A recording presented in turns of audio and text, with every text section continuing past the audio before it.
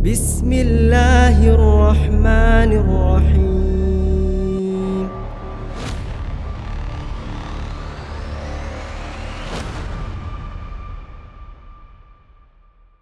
Kita mulai hadirin sekalian. Bismillahirrahmanirrahim. Assalamualaikum warahmatullahi wabarakatuh.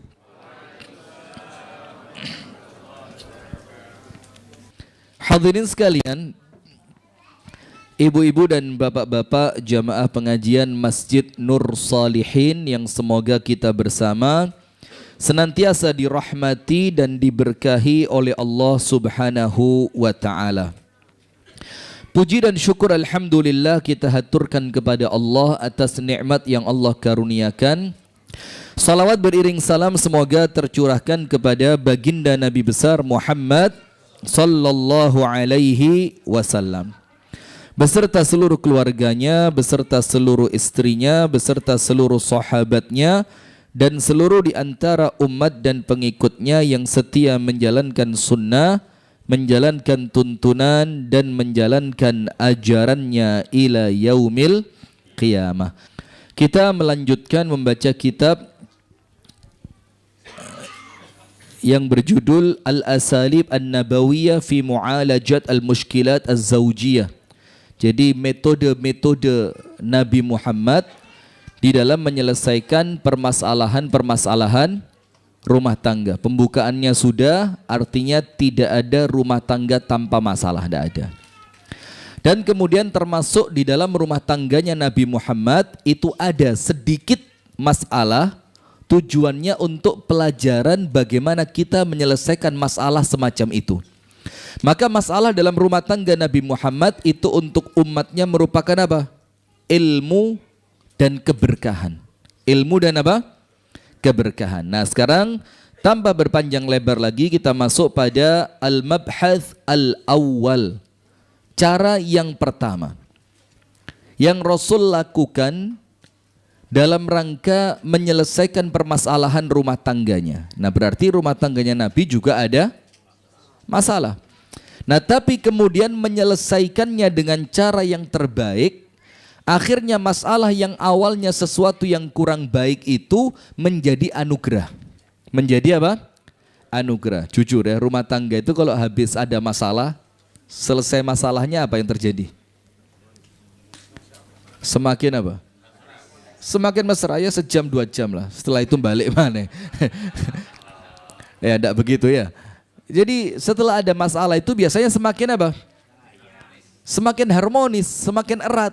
Apalagi kalau sampai muncul ucapan maaf. Wah itu Pak, kalau suami atau istri ada kata-kata maaf itu rontok sak kabeh, ulu-ulu nintek kabeh. Ya rontok semuanya. Nah maka di dalam masalah-masalah rumah tangga itu bisa menjadi apa? Keberkahan. Nah cara yang pertama, masuk aja mas, masuk. Maju. Mepet meja enggak menjadi masalah. Atau gini, ini kesini biar yang sana bisa diisi manusia. Kalau enggak diisi manusia, diisi jin nanti. Antum geser ke sini. Nah, antum geser sini. Geser, nanti yang sana geser lagi. Nah, antum atur sih. Gak kelem diatur, buang aja. Gitu ya. Jadi kita mengamalkan ayat Al-Quran. Idza qila lakum tafassahu fil majalisi fafsahu yafsahillahu lakum. Kalau dikatakan dalam majelis, berlapang-lapanglah kalian. Berlapang-lapang itu maksudnya apa? Ngasih tempat buat orang lain. Apa manfaatnya? Allah kasih jawaban langsung. Yafsahillahu lakum. Urusan kamu sama Allah diselesaikan. Jadi orang itu kalau duduk di majelis taklim, dia senang ngasih tempat buat orang lain. Dia lapangkan tempatnya. Dia geser dikit, dia kasih tempat buat saudaranya. Maka urusan-urusan dia sama Allah dilapangkan. Amin ya Rabbal Alamin. Nah, cara yang pertama, al-uslub al-ibtisamatu uslubul ibtisamati wad du'abati atau ad-da'abati. Cara yang pertama Ketika Nabi Muhammad menghadapi masalah di dalam rumah tangganya, nanti kita jelasin kapan pakai cara ini, kapan pakai cara yang lain. Itu ada waktunya. Tidak boleh dibolak-balik. Wayai ngamuk digawe senyum. Wayai senyum digawe, tidak boleh. Harus ada tempatnya masing-masing. Nah, cara yang pertama, uslubul ibtisamah. Rasul menyelesaikan masalah rumah tangga cukup dengan ibtisamah. Senyum, selesai urusan. Cukup apa? Senyum. Karena kadang-kadang istri kita itu butuh senyum kita tok. Ada masalah, lah gak mari tambahi. Nggak, jangan dikira serius ya.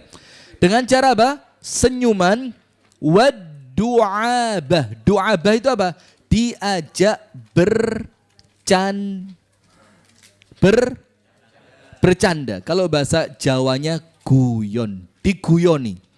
Karena rumah tangga itu kalau kaku terus, itu lama-lama patah. Maka dalam rumah tangga itu perlu apa? Kelucuan-kelucuan, keanehan-keanehan.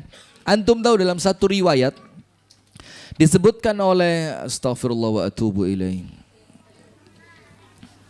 Kalau saya tidak salah nama, Abdullah ibnu Mas'ud. Nanti insya Allah pertemuan berikutnya saya perjelas namanya aslinya siapa ya. Dibilang sama istrinya apa? Saya tidak pernah melihat laki-laki yang di luar rumah paling berwibawa. Disegani sama orang kecuali suamiku. Tapi kalau di rumah dia laki-laki yang paling konyol. Kalau di rumah ya apa? Konyol, menyenangkan, bercanda, tersenyum, guyon, ya bahasanya mungkin sedikit-sedikit usil ya. Usil sendalnya istri ditaruh wajan gitu. Boy dok. Ya, suntikan vitamin diganti suntik kaku. Itu bukan bercanda, itu remuk itu ya. Nah, maka katanya istrinya tadi dibilang apa? Kalau di luar rumah paling berwibawa. Orang sama dia itu segen. Tapi ketika dia masuk rumah, tidak ada orang yang lebih menyenangkan dan lebih menertawakan dibanding dia. Berarti kalau di rumah itu perlu apa? Rileks, guyon, canda tawa, senyuman, bahagia, makan bareng. Bahkan kalau perlu apa? Kejar-kejaran. Omai cili, nyele omai tonggo. Yo, kejar-kejaran itu tidak di rumah toh Pak. Lo mau kejar-kejaran di rumah, ini panci, piring, meja pecah semua ini. Ya bagaimana lah caranya ya. Kalau Rasulullah itu apa? Pergi dari keramaian, terus lari-larian sama ibunda Aisyah. Kalau kita sekarang enggak, lari-lariannya dipamerkan di depan orang. Nah ini malah keliru mana ini ya. Jadi konsepnya enggak begitu. Jadi cara yang pertama yang Rasulullah SAW lakukan itu apa? Cara tersenyum dan bercanda. Jadi tersenyum dan bercanda. Apa artinya? Minal asalib allati istamalaha Rasulullah sallallahu alaihi wasallam fi mu'alajati al-khilafat az-zawjiyah uslubu al-ibtisamati wad-du'abati. Salah satu cara yang Rasulullah gunakan untuk menyelesaikan permasalahan rumah tangga adalah dengan cara bercanda dan tersenyum. Faqad yara alaihi salatu wassalam anna mawqifan muayyanan la yajdi fihi al-ghadabu fadlan an yanfa'a fihi al-'unuf. Dan Rasulullah ngerti betul. Terkadang permasalahan itu tidak selesai dengan kemarahan. Semakin dimarahi, masalah semakin besar. Apalagi kekerasan. Jadi bedain ya. Ada marah, ada kekerasan. Bedanya apa? Walaupun nanti secara bahasa ya sama, kekerasan verbal ya. Kalau kemarahan itu cukup dengan apa? Nada suara yang meninggi, itu namanya marah. Bahkan ada orang yang marahnya tanpa suara. Lah ada. Marahnya itu matanya itu kayak bola pingpong mau keluar. Habis bola pingpong disemes. Atau yang dengan kemarahannya itu cukup apa? Mukanya memerah, gak ngereken blas. Diem tok. Itu menunjukkan kemarahannya. Dan Rasulullah SAW dikatakan oleh para sahabat, kami tahu kemarahannya Nabi Muhammad hanya dengan melihat wajahnya. Kalau wajahnya memerah, itu cirinya beliau sedang marah. Nah maka Rasulullah ngerti ada masalah yang tidak selesai dengan marah. Itu marah. Kalau kekerasan apa? Lebih condong kepada fisik.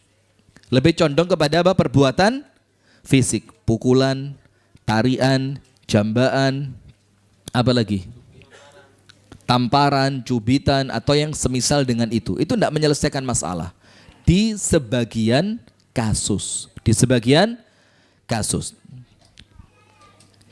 ولذلك فما أكثر المواقف التي كان يقابلها النبي صلى الله عليه وسلم بالتبسم المشفق. Maka seringkali ini terbesar cara Nabi yang paling besar untuk menyelesaikan masalah rumah tangganya, itu yang paling sering ditemui itu adalah dengan senyuman yang sangat menggoda. Musyfiq itu senyum yang senyumnya itu sampai masuk ke dalam hati. Indah banget. Coba panjenengan senyum, coba senyum. Aja guyu, senyum. Guyu, suruh senyum ini ke. Jadi justru senyum ini disebutkan dalam kitab ini adalah masalah solusi yang paling sering dipakai oleh Nabi Muhammad di dalam menyelesaikan masalahnya. Awid du'abati al-hulwa, atau bercanda yang manis, bercanda yang menyenangkan, yang seger gitu loh. Bercanda seger itu ya apa ya? Kenapa? Mimiknya DPD Jawa Barat, Komeng. Mecahin rekor loh, 1 juta suara. Masya Allah. Waduh, sudah lupain lah itu. Rotohan gak enak. Agak dah enak dong ya. Jadi dulu kan ada istilah ya, tidak ada makan siang gratis. Sekarang keliru istilah itu. Sekarang siap-siap dapat makan siang gratis. Apapun masalahnya, solusinya makan siang gratis. Bukain dok. Bahaya. Syukran dok. Allati tughayyiru wajha al-mauqif kullahu. Yang dengan senyuman itu hadirin, dengan senyuman, dengan candaan, dengan keusilan, itu terkadang masalah langsung berbalik 180 180 apa 60. Kalau 360 balik mana? 180 derajat itu masuk silakan Pak Imam. Langsung bisa berbalik dari yang awalnya masalah menjadi apa? Seakan-akan langsung tidak pernah ada masalah. Karena apa? Seorang istri melihat suaminya ternyata dia tidak mempermasalahkan kesalahannya dia. Jadi yang awalnya masalah itu kalau disenyumin, maka kan ada kata-kata apa? Senyumin aja. Itu ternyata cara Nabi menyelesaikan masalah. Fakam min mushkilatin laisa laha min hallin siwa ibtisama aw ad-du'aba al-hulwa allati tafdhi 'alaiha tabi al-mirah. Maka disebutkan di sini berapa banyak masalah rumah tangga itu yang bisa diselesaikan cukup dengan senyum dan bercanda saja. Ojo terlalu kaku, jangan terlalu kaku. Maka tahu enggak, ini enggak tahu video asli atau video editan buatan, tapi pesan yang tersampaikan itu masuk. Seorang suami dibikinkan kopi sama istrinya. Ketika sama suaminya diminum, ternyata kopinya apa? Asin. Suaminya diam aja. Kata suaminya apa? Dek, kalau kopi seenak ini saya minum sendiri kok rasanya enggak pas. Saya kepingin membagi kenikmatan kopi ini bersamamu. Istrinya bilang, enggak usah. Suami bilang, ombean. Ayo deh, berbagi kebahagiaan gitu. Diminumlah sama istrinya. Ternyata apa? Ternyata asin. Dan subhanallah dengan itu si istri apa? Langsung merasa begitu dihargai oleh suaminya. Coba kalau langsung, woi gue goblok. Kayak so bedakno gula karo uya. Nah ini kan malah repot kalau begitu kan. Nah jadi kadang-kadang ada sesuatu yang besar itu diselesaikan dengan cara yang kecil saja. Dengan cara yang kecil. Kenapa begitu? Karena banyak sekali senyuman dan candaan itu berhasil di dalam menyelesaikan masalah. Karena apa? Lihat, tabiatnya manusia, tabi'al mirah, tabiatnya manusia itu senang dengan sesuatu yang menyenangkan. Iya apa enggak? Senyum itu menyenangkan apa enggak? Nyenengin. Maka sampai dalam Islam senyuman itu bukan sesuatu yang dianggap kecil, tapi sesuatu yang bernilai pahala sedekah. Maka dikatakan tabassumuka fi wajhi akhika laka sedekah. Senyumanmu di wajah saudaramu itu mendatangkan pahala sedekah untuk kamu. Jadi kalau saya di depan sini, saya senyum sama panjenengan, saya sedekah sama berapa orang ini? Nah maka kalau saya senyum ya mbok dibalas, merengut. Saya tahu calon Anda kalah, enggak apa-apa, enggak apa-apa.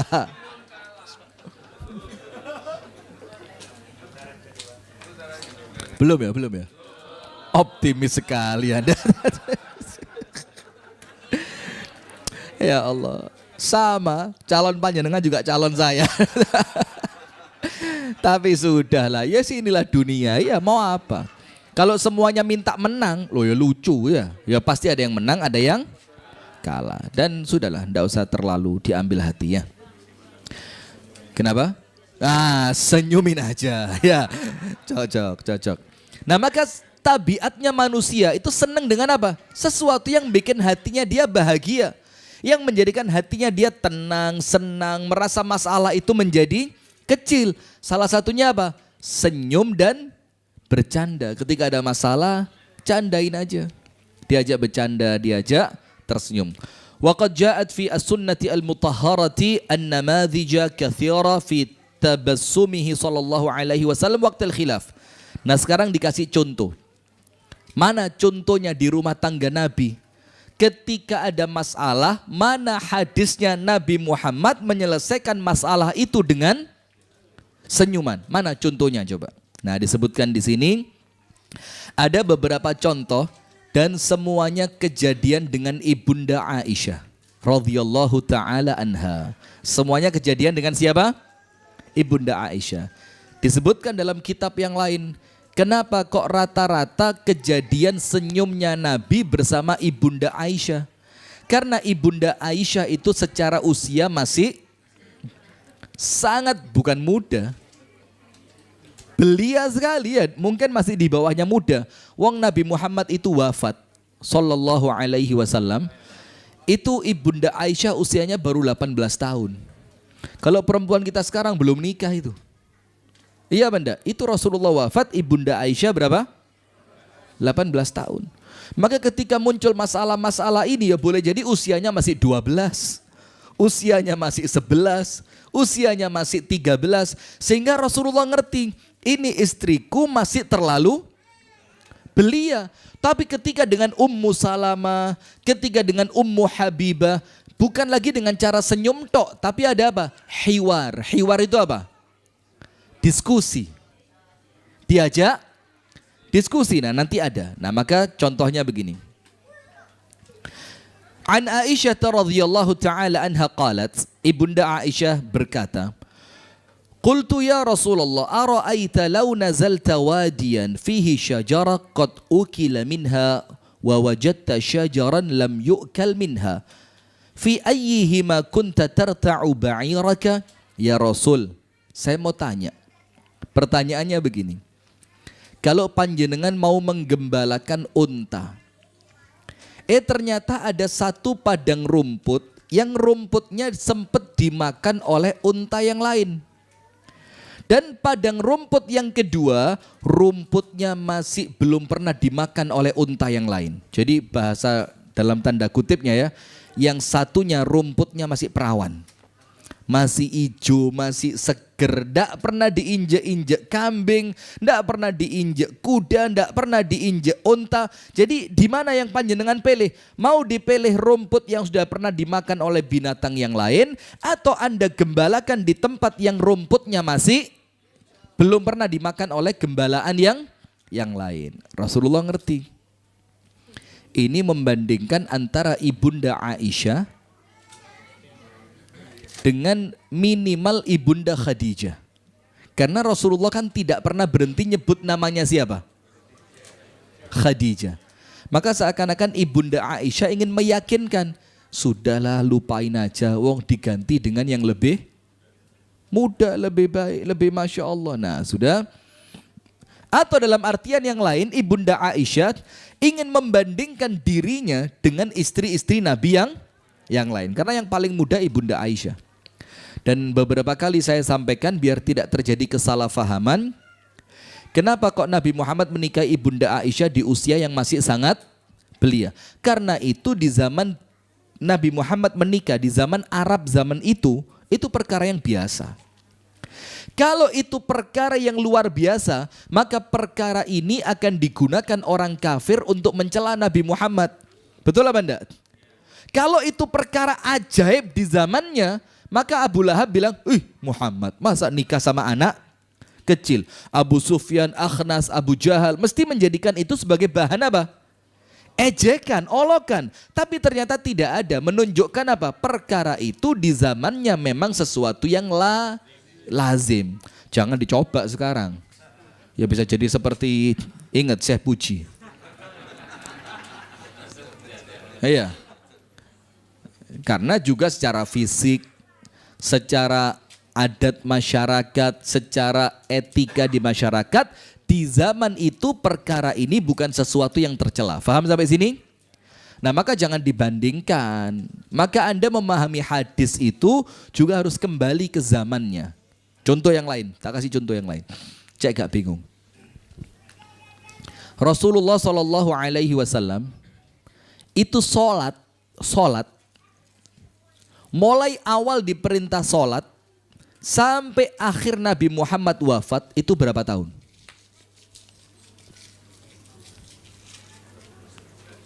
Lu gampang aja, diperintah diutus jadi nabi usia berapa? Meninggal usia? Ya tinggal 63 kurangi 40. 23 tahun. Nah 23 tahun Nabi Muhammad sholat ini, itu dalam semua keadaan. Sholat dalam keadaan fisiknya masih kuat. Ada Nabi Muhammad sholat dalam keadaan fisiknya mulai lemah. Ada Nabi Muhammad sholat dalam keadaan sakit. Ada Nabi Muhammad sholat dalam keadaan safar. Ada Nabi Muhammad sholat dalam keadaan mungkin ada masalah. Sehingga semua itu menjadikan tata cara sholat Nabi itu bukan cuma satu. Karena apa? Disesuaikan dengan keadaan dan situasi di mana Nabi Muhammad sholat. Faham enggak? Lo masuk 23 tahun sholatnya sama semua? Padahal ada riwayat Nabi Muhammad sholat berpangku dengan tongkat. Terus apa sekarang panjenengan sholat mau pakai tongkat? Ada riwayatnya Nabi Muhammad sholat pakai tongkat. Bukan cuma khutbah, sholat bersandar pada tongkat. Kenapa hadis itu tidak dipakai? Kenapa sekarang tidak dibilang, oh sunnah Nabi sholat pakai tongkat? Karena Rasul pakai tongkat ketika memang sedang sakit. Tidak kuasa untuk berdiri dalam keadaan yang cukup panjang. Faham tidak? Nah maka sama juga dengan masalah-masalah rumah tangga ini. Ada situasi dan kondisi di mana itu diselesaikan dengan senyuman. Maka ketika Rasulullah menghadapi Ibunda Aisyah yang secara usia masih belia, maka masalah itu dientengkan. Dientengkan itu bahasa Indonesianya apa? Diringankan. Jangan dijadikan masalah ini semakin meruncing dan besar. Namanya juga anak kecil. Maka Rasulullah ketika mendapatkan pertanyaan itu, Rasulullah tidak jawab. Dalam satu riwayat Rasulullah cuma menjawabnya dengan senyuman. Maksudnya apa? Yus ngertilah kamu. Nah manusia normal ya faham lah mana yang dipilih kan. Antara padang rumput yang sudah dimakan dan padang rumput yang belum termakan. Tentu kalau panjenengan milih yang mana? Nah itu kan normalnya manusia. Tapi Rasulullah ngerti kalau tak jawab jadi masalah nanti. Kenapa? Seakan-akan saya memuliakan dia mengalahkan yang yang lainnya. Nah, dalam riwayat yang lain dikatakan wa fillati lam turta' minha, sempat Rasulullah jawab. Jawabannya Rasulullah jelas, padat, singkat. Fillati lam turta' minha, aku akan letakkan gembalaanku, kambingku, untaku di tempat padang rumput yang belum pernah dimakan oleh gembalaan yang lain. Maka Ibunda Aisyah ngomong apa? Wa fi riwayati Abi Nuaim qalat, dalam riwayat hadis Abu Nuaim, Ibunda Aisyah mengatakan fa ana hiya. Nah, yaitu saya. Yang panjenengan pilih, yang kebun yang padang rumputnya belum dimakan oleh ternak-ternak yang lain, fa ana hiya, itulah saya. Ya'ni anna Rasulullah sallallahu alaihi wasallam lam yatazawwaj bikran ghairaha. Artinya apa? Nabi Muhammad tidak menikahi seorang pun yang masih gadis kecuali Ibunda Aisyah. Dalam riwayat yang lain, lihat permasalahan antara Ibunda Aisyah dan Ummu Salamah. Saya sering saya sampaikan. Jadi dalam rumah tangga Nabi Muhammad itu, kalau panjenengan teliti nanti, mungkin di sini nanti ada. Itu kan istrinya 9.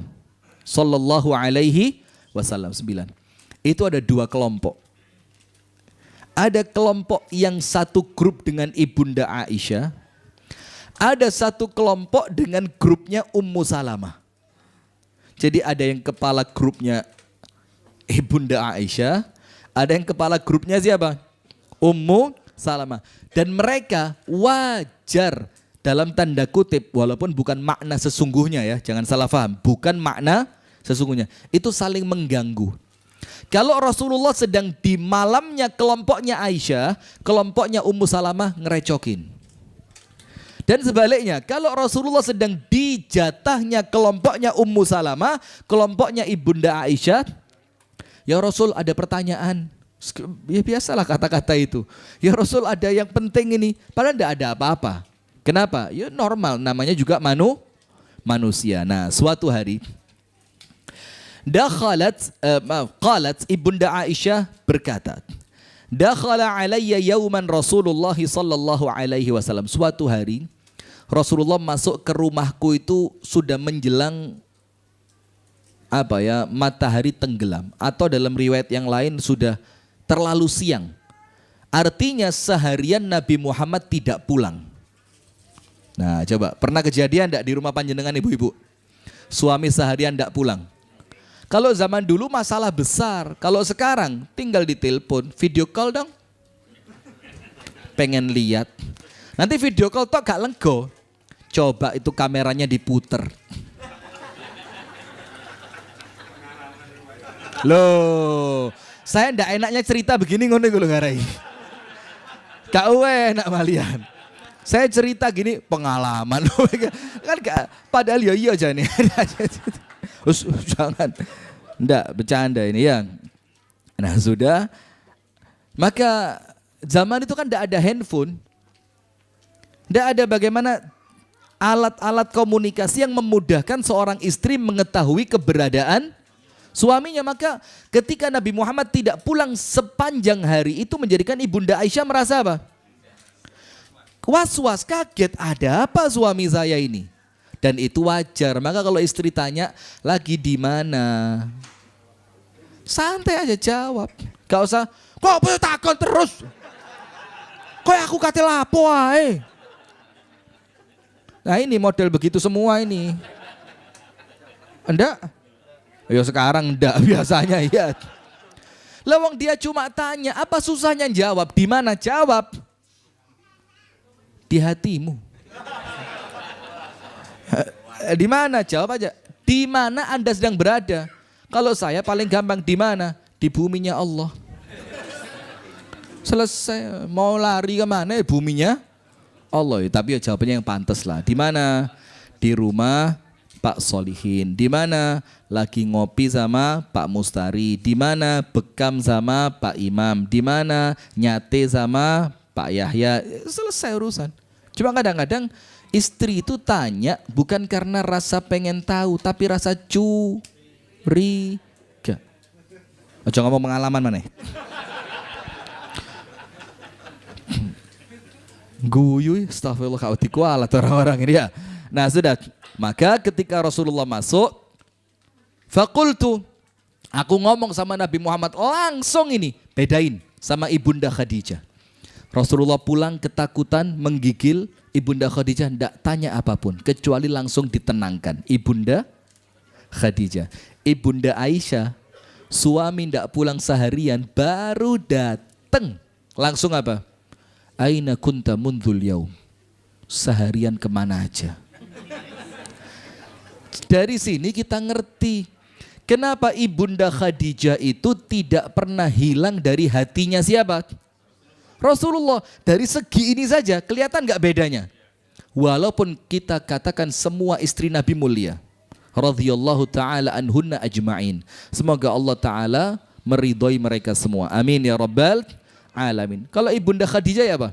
Suami tidak pulang lama, pulang-pulang kok tidak seperti biasanya, menggigil, kedinginan, panik, ketakutan, langsung masuk kamar, siapin pakaiannya, gantiin pakaiannya, dirapiin badannya segala macam, baru kemudian dibilang, tenang suamiku, tidak akan ada keburukan untuk kamu.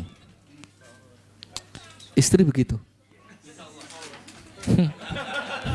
Ngarep. Mana istri? Faham?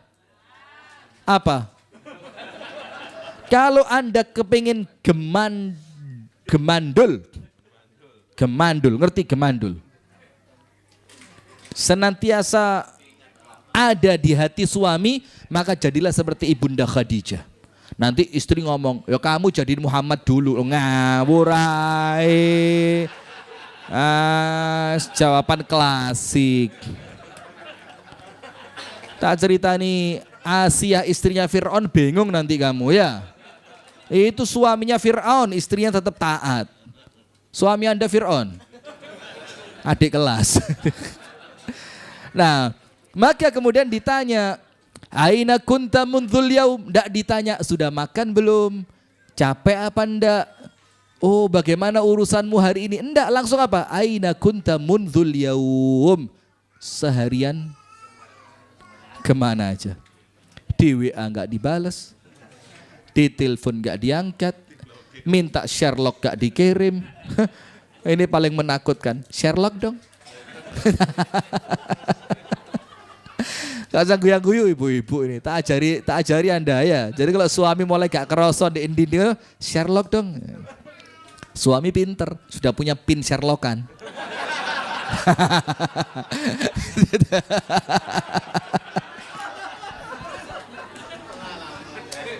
Yang enggak ngerti sudah, enggak ngerti aja ya.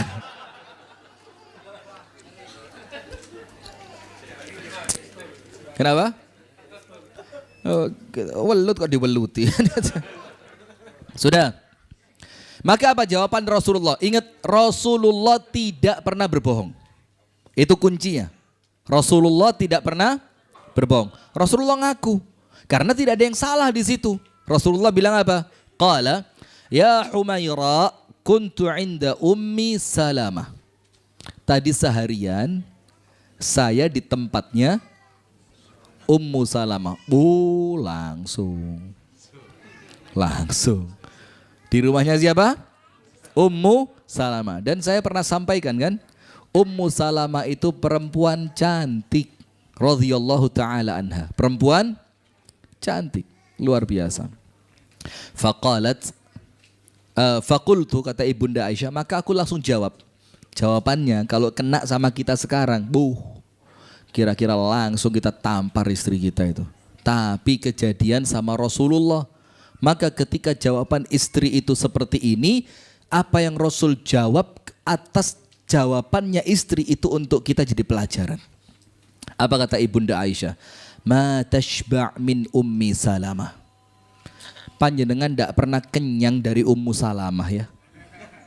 Kalau bahasa kita, tidak pernah puas kamu dengan Ummu Salamah gitu loh.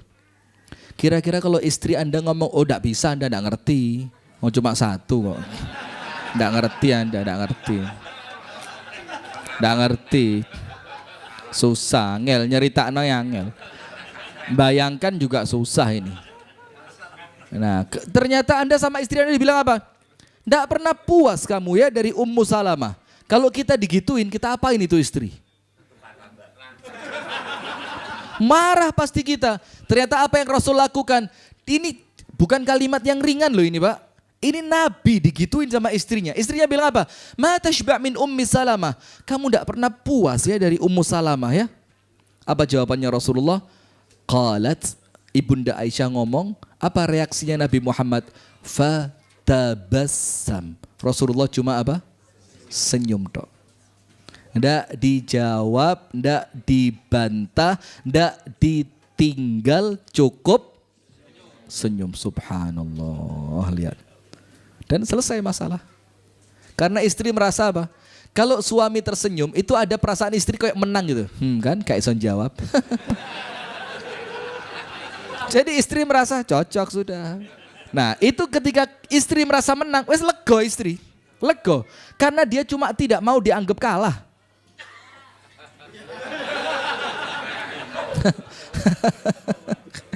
Nah, maka Rasulullah apa? Fatabassama, Rasulullah sallallahu alaihi wasallam tersenyum. Dalam riwayat yang lain dikatakan, "Tsumma qultu." Terus cerita ini ada kelanjutannya. Setelah Rasulullah tersenyum tadi, Ibunda Aisyah masih ingin merasa dirinya menang dibanding istri yang lain. Karena dianggap sama Ibunda Aisyah, wong perempuan kayak Ummu Salamah kok panjenengan tidak pernah puas dari dia. Gitu loh. Terus Ibunda Aisyah tunjukkan seharusnya kamu itu tidak puas kepada siapa? Kepada saya. Maka Ibunda Aisyah mengatakan, ya Rasulullah, ala tukhbirni anka law annaka nazalta bi'adwataini ihdahuma lam turta' wal ukhra qad ru'iyat ayyuhuma kunta tar'a. Ya Rasul, begini kata Ibunda Aisyah. Kalau panjenengan turun di suatu padang rumput yang pertama sering dipakai sama penggembala yang lain. Padang rumput yang lainnya adalah padang rumput yang masih hijau seger, belum pernah dipakai oleh penggembala yang lain. Maka engkau akan menggembalakan ternakmu di mana? Rasulullah menjawab, allati lam tur'a. Aku akan mendatangkan gembalaanku pada padang rumput yang belum pernah digunakan. Qalat, qultu, Ibunda Aisyah mengatakan, fa'ana lastu ka ahadim min nisa'ik ya Rasul. Saya ini, kata Ibunda Aisyah, tidak sama dengan istrimu yang lain. Nah, mulai. Nah, itu loh perempuan. Maka hati-hati perempuan, jangan Anda merasa lebih baik dari siapapun. Iya kan? Maka dalam surat Al-Hujurat apa? La yaskhar qaumun min qaumin asa ayyakunu khairan minhum wala nisa'un min nisa'in asa ayyakunna khairan minhunna. Jangan mencela orang lain, boleh jadi yang kamu cela lebih baik. Perempuan juga jangan mencela perempuan yang lain, boleh jadi perempuan yang kamu cela lebih baik. Maka Ibunda Aisyah mengatakan, ya Rasulullah, saya ini tidak sama dengan istri-istrimu yang lainnya. Kullu mra'atin min nisa'ika kanat 'inda rajul. Ya Rasul, semua istrimu yang lain itu pernah hidup dengan laki-laki lain kecuali saya. Kecuali saya. Qalat, maka Ibunda Aisyah mengatakan, dibaleni sama Nabi Muhammad. Fatabassama Rasulullah sallallahu alaihi wasallam. Rasulullah menjawab untuk yang kedua kalinya dengan apa? Senyuman. Padahal itu seharusnya kalimat yang berat itu. Karena membandingkan dirinya, menganggap dirinya lebih baik dibanding yang lain. Tapi Rasul tahu ini yang ngomong istriku yang usianya masih belia.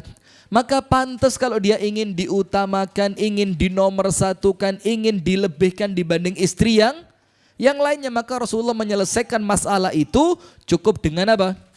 Senyuman. Annahu tasaulun masyru'. Dan pertanyaannya Ibunda Aisyah, ini mau saya terjemahkan kok enggak enak. Enggak diterjemahkan, ini bingung. Ini dikatakan dalam kitab ini, pertanyaannya Ibunda Aisyah dua. Nomor satu, kemana saja kamu sepanjang hari ini? Pertanyaan kedua, kalau ada kebun atau ladang padang rumput yang belum digembalai dan yang sudah digembalai, kamu pilih yang mana? Itu dua pertanyaan. Dibilang di sini tasaulun masyru'un, itu pertanyaan yang syar'i. Terus dikatakan di sini berarti kalau istri Anda bertanya yang serupa, jangan suami, jangan marah. Itu pertanyaan yang mewakili perasaannya perempuan, betul Bu? Kalau suami seharian tidak ada berita, Anda panik apa enggak? Was-was apa enggak?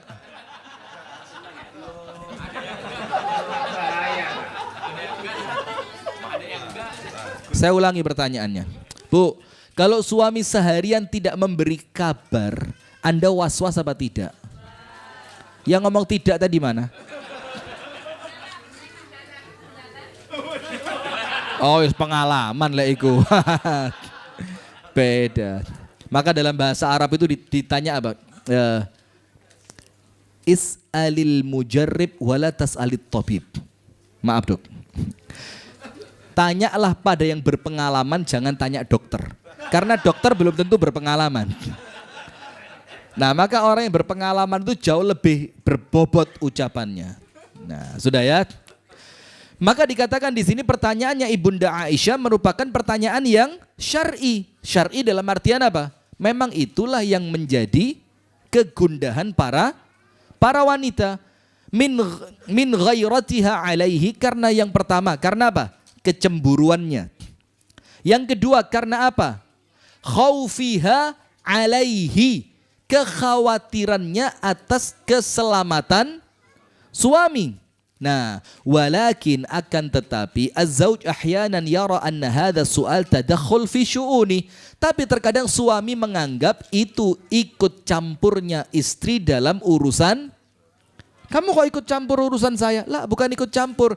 Anda itu sudah hidup bersama. Maka urusannya suami, urusan Anda, urusannya istri, urusan suami. Maka tidak ada dikatakan ikut. Enggak, maka dibilang di sini, ini bukan perkara ikut campurnya istri atas perbuatan suami. Wa hirsu min zauja al-mubalik fihi fayujadiluha. Dan suami jangan menganggap itu sebagai apa? Berlebihan, sikap berlebihannya istri terhadap suami, jangan. Fatujadiluhu fayujadiluha fatujadiluhu. Akhirnya mereka berbantah-bantahan. Istri menganggap itu perhatian, istri muncul pertanyaan itu karena kecemburuan yang baik, tapi suami menganggapnya sebagai perbuatan ikut Akhirnya mereka apa? Berbantah-bantahan, masalah tidak semakin selesai. Nah, oleh sebab itu, walaysa mithla uslubil ibtisamatil hulwa wad du'aba al-murha fi mithli hadha al-mawaqif allati taqifuha az-zawja min hal. Maka tidak ada obat dan tidak ada jalan keluar terbaik untuk menyelesaikan masalah kecuali dengan bercanda dan tersenyum. Maka dengan itu, ini cara yang pertama bagaimana Rasulullah SAW menyelesaikan masalah rumah tangga. Kisahnya apa tadi? Bagaimana Rasulullah tidak pulang seharian, ternyata Rasulullah berada di rumah Ummu Salamah. Maka menjadikan Ibunda Aisyah merasa apa? Cemburu dan khawatir. Dan kekhawatiran serta kecemburuan itu adalah sesuatu yang normal dan wajar yang ada pada jiwa seorang istri. Itu yang dapat kita sampaikan di malam hari ini. Insya Allah kita lanjutkan kembali pada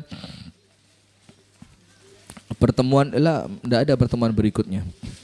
Sudah Ramadan ya, sudah Ramadan. Nanti insya Allah Ramadan kita kasih pengumuman yang berikutnya. Kita tutup dengan doa kafaratul majlis. Subhanakallahumma wa bihamdika Ashhadu an la ilaha illa anta astaghfiruka wa atubu ilaik. Assalamualaikum warahmatullahi wabarakatuh.